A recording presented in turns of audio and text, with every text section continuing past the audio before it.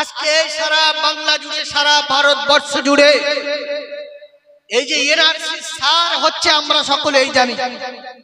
বিভিন্ন কাগজপত্র সোজাসাজি করতে হচ্ছে, কেননা আমাদেরকে যদি কাগজ না আমরা দেখাতে পারি তাহলে আমাদেরকে চলে যেতে হবে, তা না হলে আমাদের ডিটেনশন ক্যাম্পে থাকতে হবে। আজকে ভারত ছাড়ার জন্য, জন্মভূমি ছাড়ার জন্য আজকে আমরা এত চেষ্টা, এত মেহনত, মানুষ উদাসীন হয়ে গেছে। এই পর্যন্ত খবর পাওয়া যাচ্ছে বিভিন্ন মানুষ চিন্তায় একেবারে হার্ট অ্যাটাক করে মারাও গিয়েছে। কিন্তু বাবা জানে না, মুসলমান বাঁচলেও লাখ আর মরলেও লাখ। পৃথিবীতে আল্লাহর ইবাদত করবে আর মরে গেলে আল্লাহর জান্নাতে যাবে। আমাদের তো আখিরাত বলে একটা জায়গা রয়েছে, একটা সময়সীমা রয়েছে।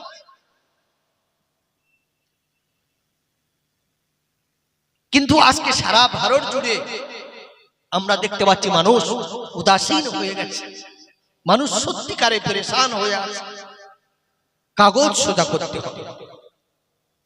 আমরা ছাড়বো না কোরআন, মোরা ছাড়বো না হিন্দুস্তান, এই জন্মভূমির ভালোবাসা আমাদের ঈমান। আমরা ছাড়বো না কোরআন, আমরা ছাড়বো না হিন্দুস্তান, এই জন্মভূমির ভালোবাসা আমাদের ঈমান। আল্লাহ রাসূল সাল্লাল্লাহু আলাইহি ওয়াসাল্লাম এই জন্মভূমিকে ভালোবাসার কথা আমাদেরকে শিখিয়েছে। আজকে কেন এই ভারতের জমিনে অমুক নেতা বলে দিলে মুসলমানরা দেশ ছেড়ে চলে যাও, এই মুসলমানরা পশ্চিমবঙ্গ ছেড়ে চলে যাও, কিন্তু ভাই এই ভারতবর্ষ কে স্বাধীন করতে গিয়ে, এই ভারতবর্ষকে প্রতিষ্ঠিত করতে গিয়ে আমাদের দাদুরা, আমাদের পদ্মাদারা, লক্ষাধিক হাফেজ আলেমে দিন তারা রক্ত দিয়ে এই ভারতবর্ষকে স্বাধীন করছে, ভারতবর্ষকে স্বাধীন করছে। আমাদের পাশাপাশি বনগা থেকে হাফেজ হুজুর তার জীবন কলিজা ঢালা রক্ত দিয়ে শহীদ হয়ে গিয়েছে ভারতকে স্বাধীন করার জন্য। এ ভারত কারোর বাবাকে সম্পত্তি নয়, এ ভারত হলো আমাদের সম্পত্তি। এই ভারতের জমিনে লক্ষাধিক জমি, লক্ষাধিক সম্পদ এই মুসলমানদের, আমাদের বাপ দাদারা রেখে গেছেন, বলেন সুবহানাল্লাহ। এই ভারতবর্ষ আমাদের, আমাদের পিতা, আদি পিতা আদম আলাইহিস সালাম যখন আল্লাহ পাক জান্নাত থেকে সর্বপ্রথম পৃথিবীতে নামিয়ে দেন, কোথায় নামিয়ে দিয়েছিল? কোথায় নামিয়ে দিয়েছিল আব্বাজান? শ্রীলঙ্কায় নামিয়ে দিয়েছিল।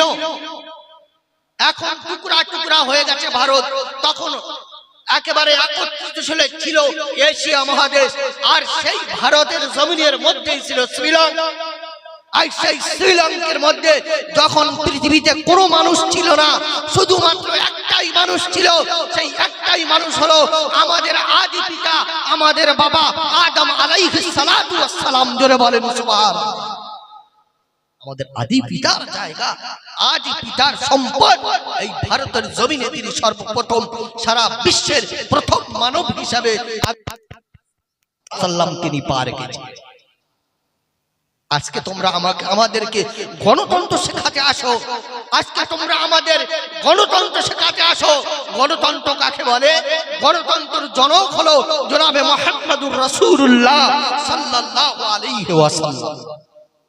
গণতন্ত্রের জনক তিনি আমাদের গণতন্ত্র শিখিয়েছেন।